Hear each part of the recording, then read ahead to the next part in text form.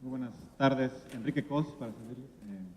Excelentes pláticas la de los tres, muy satisfecho con haberlos oído.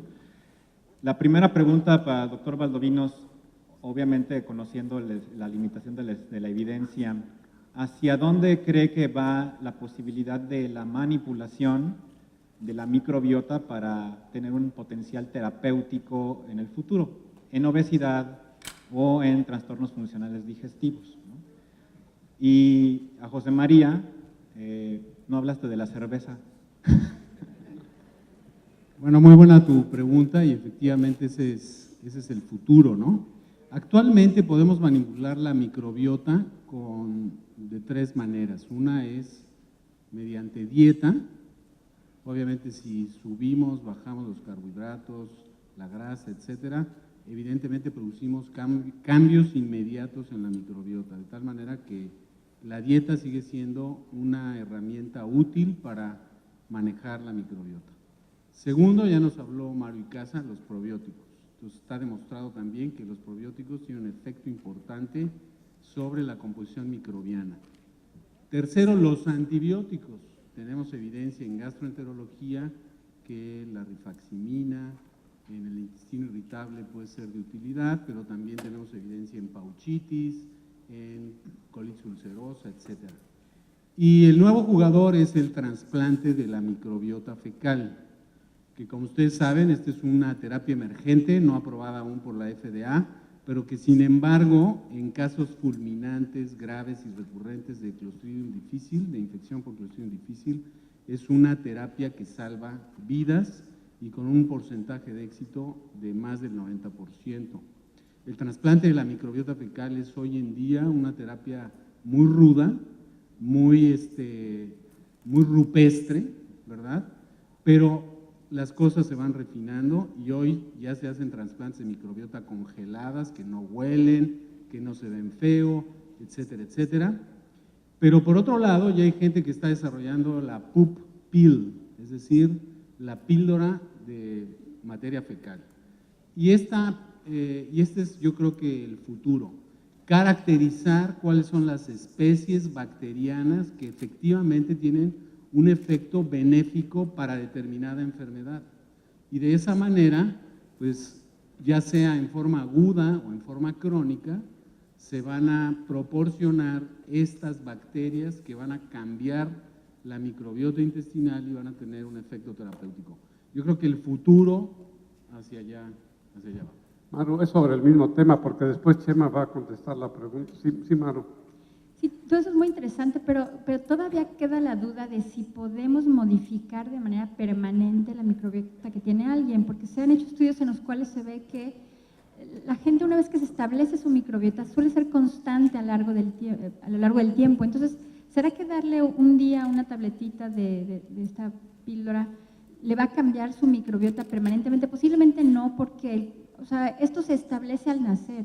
O sea, parecería que lo que estamos haciendo, que está cambiando la microbiota y aumentando un montón de enfermedades, sucedió desde que la mamá estaba embarazada, porque son en las primeras semanas donde se establecen esas características. Sí, claro. Totalmente de acuerdo con tu observación, pero ahora sí que depende del burro es la pedrada, ¿no? O sea, si tienes una infección fulminante de Clostridium difficile, es una condición aguda, tienes una disbiosis muy importante, haces un trasplante de microbiota y te cura el problema. Y en la infección crónica se ha visto que un solo trasplante de microbiota puede resolver los casos de infección recurrente hasta un 80%, y los que recaen, un segundo trasplante les puede resolver el problema. No es el caso de condiciones como la obesidad, la diabetes, el síndrome de intestino irritable, etcétera. Aún no sabemos cuál es la mejor terapia, si va a ser una terapia aguda, si va a ser una terapia crónica, una terapia intermitente, una terapia a demanda, no lo sabemos, pero eso es lo que viene, ese es los resultados de los estudios que se están realizando a nivel mundial, ¿no? Sí, creo que estoy muy claro estos planteamientos. Chema. Sí, respecto a la pregunta de Enrique de la cerveza y bueno, del alcohol, el objetivo de la plática era por el tiempo hablar sobre la dieta y bueno, yo sé que en la dieta mucha gente incluye las bebidas alcohólicas. Me da la impresión de que esto es muy similar a a lo de las bebidas carbonatadas y a lo que pueda pasar con la cafeína, depende de la cantidad. Pareciera que el problema, por lo menos con la cerveza, es que más de 300 mililitros en cuanto a la cantidad de gas pudiera ser un inductor más de síntomas relacionados con el gas. Porque por otra parte están todos estos estudios sobre reflujo y alcohol, donde sí se llega a demostrar que depende de los grados de alcohol y el tipo de bebida alcohólica, puedes tener una bebida más reflujogénica o no, como pudiera ser el vino tinto, ¿no? Y hay algunos estudios al respecto, no sé si quiera comentar. Max hizo un estudio sobre bebidas alcohólicas y reflujo, ¿no? Max, por favor. Max, Yo quería hablar de otra cosa, pero si quieres que te conteste eso, cuando nosotros hicimos el estudio, comparamos igual en números de gramos de alcohol y las diferentes bebidas y se encontró que el vino y la cerveza eran los más reflujogénicos, lo cual quiere decir que no es el alcohol, sino son los congéneres de las bebidas lo que produce reflujo, probablemente estimulan relajaciones del esfínter esofágico inferior. Esa es la probabilidad. Muy bien. ¿Quieres hacer tu Sí, pregunta? yo quería hacer dos comentarios. El primero respecto a la capsaicina y el segundo una pregunta para Maru. La capsaicina porque se sabe bien que por un lado puede dar síntomas, por ejemplo, parece que eso está en relación no solo a que estimula las terminales sensoriales y disminuye el tiempo de latencia de la percepción a nivel central de los síntomas del reflujo, pero por otro lado ustedes bien saben que la capsaicina se usa tópicamente en cremas como analgésico. Entonces, y hace varios años se publicaron algunos estudios utilizando tabletas de capsaicina para mejorar la dispepsia. Entonces, la pregunta es, ¿por qué por un lado puede aumentar los síntomas, pero por otro lado puede ser un anestésico incluso o un analgésico? Y la razón parece puede estar en relación a que inicialmente en dosis bajas sensibiliza las terminales nerviosas, pero a largo plazo parece que produce apoptosis de las neuronas que transmiten la sensibilidad y eso lleva al efecto analgésico. Entonces, eso es una cosa que uno tiene que tener en cuenta en estos pacientes. Pero sí es claro que los pacientes a uno le refieren en la clínica que tienen síntomas, sobre todo cuando lo usan agudamente, porque los pacientes en general, en su práctica, en un país donde se consume 20 gramos de chile al día, pues realmente no tenemos un aumento de la prevalencia de estas enfermedades y es probablemente porque el uso crónico ha llevado a una apoptosis de estas neuronas. ¿Sí? Sí, al respecto yo creo que es importante porque efectivamente esta cuestión de por qué induce más síntomas o por qué puede ser finalmente un analgésico depende del sitio que estemos evaluando y de la exposición que haya quedado a receptores. Pareciera ser que más depende en cuanto al número de receptores que se puedan sensibilizar o puedan quedar desensibilizados y eso queda más o menos claro en el esófago, ¿no? Donde se conoce exactamente que los receptores DRBP1 y el receptor vaniloide, y es lo que demostraron ustedes en el estudio, que incluso de forma aguda estimulas más receptores, pero posteriormente los desensibilizas, cosa que no estoy seguro si pasa de forma similar en el recto, por ejemplo, en el estudio de intestino irritable, ¿no? Y el otro punto ahí encontramos que disminuye el umbral. Pero disminuye el umbral para el dolor. Y el otro punto que es práctico es, yo sí, evaluando igual que café y bebidas carbonatadas, es chile, pero ¿qué es chile? O sea, ¿es el chile verde que se come en la comida o es la salsa que tiene vinagre y ácido ascórbico y Porque eso es probablemente a veces lo que yo les pregunto, mis hijos dicen que comen chile porque se comen un polvito, ¿no? Y eso no es realmente chile, es un condimento. Que es lo mismo que pasa cuando uno evalúa en los estudios en americanos, en otras poblaciones donde dicen comer chile no es lo mismo que comer las especies de los hindúes o de los asiáticos. Es una variabilidad no nada más de capsaicina, sino de una cantidad de productos. Muy difícil de evaluar. Sí, ¿Querías hacer otro comentario? Ricardo, nada más agregar eso.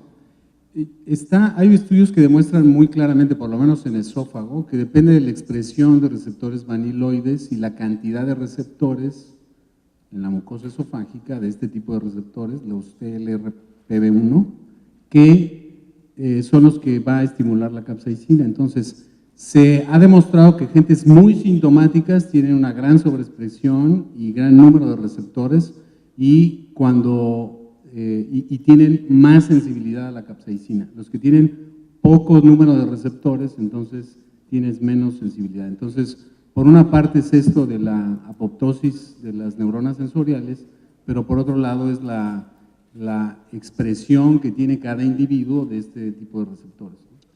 Y la pregunta, Maru, me quedé muy sorprendido con lo que en tu caso número 2 del Bifidobacterium infantis, porque tú misma decías, y eso es bien importante, que tiene que ser la cepa exacta, y realmente en el Bifidobacterium infantis el que ha demostrado efectividad es el 35624. Y yo no sé que en México haya el 35624. Habrá 27,000 o 27 millones de unidades de Bifidobacterium infantis, pero no existe el 35624. Yo lo digo porque eso en mis pacientes lo tengo en la práctica. Yo le digo, mira, si tienes la oportunidad de ir a Estados Unidos, ve y compra esto. Luego, pero es que aquí yo conseguí el Bifidobacterium infantis. Sí, pero este no es el 35624, que cuando uno lo analiza es una bacteria que tiene una capa gelatinosa que parece que hace toda la diferencia en que este probiótico sea efectivo. Yo creo que eso es muy importante. Sí, precisamente eso puse en las diapositivas. O sea, está el nombre, pero es muy raro que los probióticos que se venden aquí siquiera mencionen la cepa. Exacto. Alguno que otro nomás dice múltiples lactobacilos o alimento lácteo, o sea, incluso en las tabletas. Entonces es el problema, que ni siquiera sabemos la cepa, la dosis no se parece y creo que si nos vamos a ir a la medicina basada en evidencia, tenemos que dar exactamente lo que se supone que es. El mismo ejemplo ocurre con el Bifidobacterium lactis o animalis DN173-10, porque esto es de una empresa que produce un yogurt, cuyo nombre me lo reservo para no hacer ningún comercial, pero cuando uno va al supermercado y uno busca el yogurt de esta compañía, realmente uno no ve que estén describiendo este probiótico ahí. Si uno va en Estados Unidos y uno va al supermercado y hace el mismo ejercicio, uno ve que dice claramente, contiene Bifidobacterium animalis DN173-10. Entonces es una cosa muy importante en la práctica. Y por último, y muy rápido, los que están en productos que se venden en el supermercado, o sea, yo he escuchado claramente que es muy importante que siempre estén a cierta temperatura, porque Correcto. se mueren con mucha facilidad. Entonces la mamá le pone al Yakult a su hijo para el lunch y a la hora que se lo toma ya están completamente muertos, ¿no? Es Entonces, fundamental muy la importante. viabilidad de ellas. Muy bien. Doctor de la Torre, Soy el doctor de la Torre, el papá del doctor Nogueira. y mi abuelito abuelo. de varios de los aquí presentes. No cabe duda que lo dicho por el doctor Valdovinos es objetivo y es claro. Y eso no evita que uno trate de imaginar, suponer o lanzar ideas de lucubración que permiten visualizar el futuro. Le pregunto al doctor Valdovinos, ¿se atrevería a decir que este camino que está siguiendo la manipulación de la microbiota y sobre todo en el manejo del síndrome metabólico y de la dieta, no permitiría visualizar que en un futuro sería más simple modificar la microbiota y de esta manera evitar toda la cirugía que existe actualmente en el tratamiento de la obesidad, lo cual nos permitiría soñar que pues, nos vamos a deshacer de los cirujanos a cambio del uso de los gastroenterólogos? Yo creo que sí es factible. Lo vimos con la úlcera péptica. Una bacteria, ustedes saben, es parte de nuestra microbiota, es causa de la enfermedad acidopéptica. Una vez que se describió y nos deshicimos de ella, prácticamente erradicamos a los cirujanos del tratamiento de la enfermedad ulcerosa péptica. Y esto es bastante factible en la obesidad, síndrome metabólico, alergias, esclerosis múltiple, inclusive en autismo, que es sorprendente lo que se ha obtenido con manipulando la microbiota en estos trastornos del neurodesarrollo. Sí va a ser factible de que este tipo de tratamientos muy radicales, como es la derivación gastrointestinal, puedan ser suplidos por una terapia basada en elementos científicos. El ejemplo del Helicobacter ahí lo tienen, y yo creo que esto puede suceder con obesidad y todos los trastornos relacionados con disbiosis. Maru, por favor, el último comentario. Pues yo espero que el doctor de la Torre y el doctor Valdovinos tengan la razón, pero la verdad lo veo un poquito difícil porque, o sea, el problema de la obesidad es un problema social, es un problema psicológico, es un problema, entonces, o sea, hay muchos estudios que demuestran que en cuanto le empieza a dar grasa a un ratoncito, se modifica completamente la microbiota, pero en cuanto le quitas esa grasa y le das una dieta con la que baja de peso, se vuelve a componer la microbiota. Sé que hay algunas bacterias que tienen la capacidad de cambiar el metabolismo, pero de eso que se vuelvan flacos, los obesos mórbidos del mundo que comen 20 tacos de cochinita con sus 2 litros de Coca-Cola, híjole, ojalá. Muy breve. Bueno, si los humanos, algunos humanos se comportan como ratas, ¿verdad? pero la evidencia es contundente. Ustedes trasplantan microbiota de un animal delgado en un sujeto libre de gérmenes en un animal obeso, y el animal baja de peso y el apetito no se modifica. O sea, estas teorías de que la leptina y la adiponectina y la grelina y todo esto, que modificando el apetito se iba a componer la obesidad, no es cierto.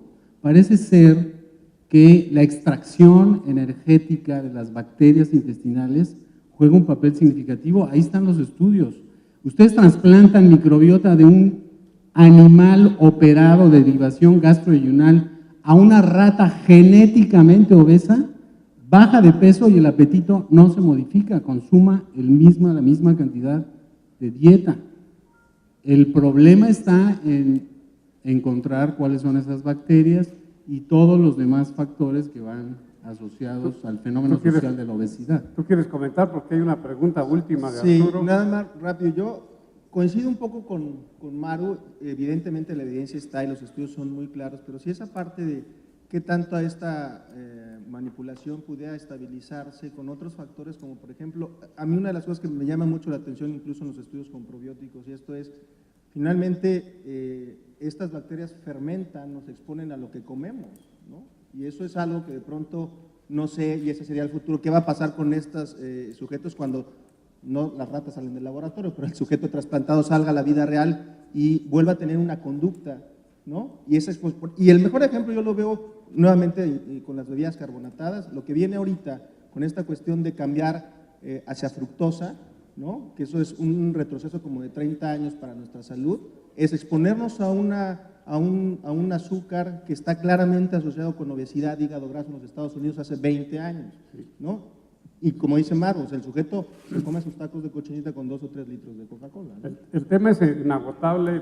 Por favor, Arturo. Yo sí quisiera llamar la atención a la naturaleza experimental de todas las evidencias que estamos viendo y que finalmente, tal vez dentro de muchos años, empecemos a ver estudios que se acerquen un poco más a la vida real. Yo estoy en desacuerdo con el comentario que hizo Miguel Ángel.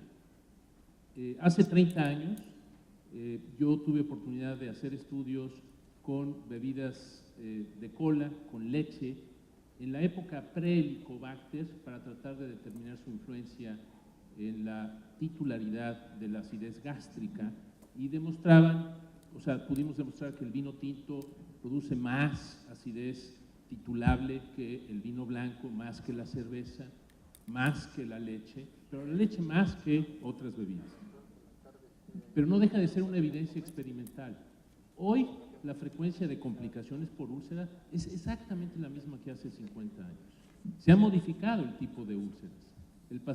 El número de pacientes hospitalizados y el número de pacientes que se mueren por complicaciones de úlcera sigue siendo igual que pre-Helicobacter. O sea, hay muchos factores en la vida real que influyen en los resultados. Y a mí lo que me preocupa un poco es que con pocas evidencias experimentales tomemos conductas clínicas que pueden ser peligrosas. A mí, por ejemplo, después de oír la plática de Miguel Ángel, se me antojaría preguntarle si ya tomó Flonor, ¿no? Porque todos vemos que ha bajado de peso y que a todos se nos antoja pensar que con Flonor o con algún yogur o con alguna cápsula mágica vamos a suplir todos los otros aspectos que influyen en la obesidad. Nos queda un minuto y una pregunta más. Bueno, Arturo, si te acuerdas, Barry Marshall se tuvo que tragar el Helicobacter porque nadie le creía. Nadie creíamos que 14 días de antibióticos podría evitar la recurrencia de la enfermedad ulcerosa péptica. Y este mismo ejemplo lo tomo con lo que mencionaba Chema. Por supuesto que no nada más es manipular la microbiota. Si quitan el Helicobacter pero están tomando diario AINES, van a tener enfermedad ulcerosa péptica. Otro tipo, otra variedad, ¿sí? Y por supuesto, si eres obeso y no modificas tu modus vivendi, tus hábitos de ejercicio, etcétera, etcétera, por supuesto que vas a tener problemas. Pero digo, las evidencias, aunque son experimentales, como fue el experimento de Barry Marshall, realmente comprueba que las bacterias tienen un papel patogénico importante en las enfermedades de la sociedad moderna. El caso más evidente y más contundente es el de la carnitina, porque hoy sabemos que los que consumen mucha carne de res, tiene mucha carnitina, y los que hacen pesas y son fisicoculturistas y metrosexuales y que se echan sus componentes de carnitina, la carnitina se metaboliza por la microbiota, produce el TCMA y eso hace que se deposite colesterol en las arterias y por eso se mueren los atletas que comen carnitina y por eso tienen aterosclerosis los que comen carne, por la microbiota intestinal. Bueno, última, por favor, ya le había dicho que sí, aunque ya se nos terminó el tiempo, por favor, doctora. Gracias, soy la doctora Argomedo.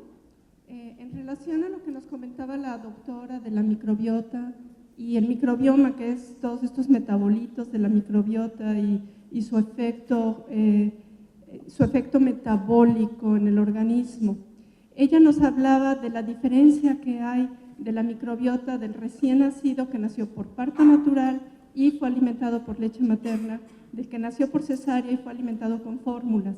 Y realmente hay estudios muy importantes hechos en relación a la diferencia de microbiota entre los niños alimentados al seno materno y los niños alimentados con leches.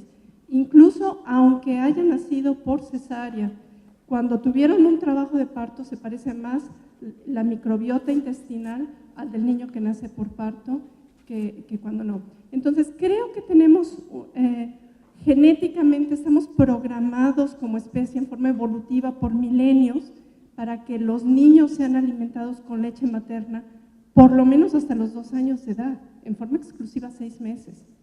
Y ahí estaría una forma donde esta leche materna puede estimular al sistema inmunológico de los niños, incluso para mantener en el futuro ciertos microbiotas, cierta microbiota y cierto microbioma con ciertas características especiales metabólicas. Creo que ahorita, claro, nosotros trabajamos con adultos y nosotros tenemos que buscar opciones para los adultos, pero creo que como asociación tenemos también una obligación de pensar como grupo médico a nivel nacional, ¿qué estamos haciendo? Porque México es uno de los países con más partos por cesárea de todo el mundo y por qué es uno de los países donde ha seguido bajando la lactancia materna a pesar de los programas nacionales y por qué no estamos haciendo nada al respecto. Eso es medicina preventiva y es nuestra obligación como médicos. La asociación debería de declararse en relación a esto ante todas las demás organizaciones médicas de México y deberíamos de estar haciendo algo por los niños mexicanos que van a ser los futuros adultos que van a vivir estos problemas. Entonces yo creo que es muy importante que analicemos realmente a conciencia qué estamos haciendo por mejorar esto. Hablaban de trasplante fecal para ciertos casos de enfermedades. Si favoreciéramos la lactancia y hubiera bancos de leche, ¿no sería también una opción adecuada para estos pacientes? Pues estamos sobre el tiempo, la invitamos a ir el miércoles a la 1 a seguir con el simposio de microbiota, creo que ya estamos. Sí, muchas gracias a ustedes. Le dejo el micrófono al doctor Humberto Hurtado para seguir con el programa. Muchas gracias.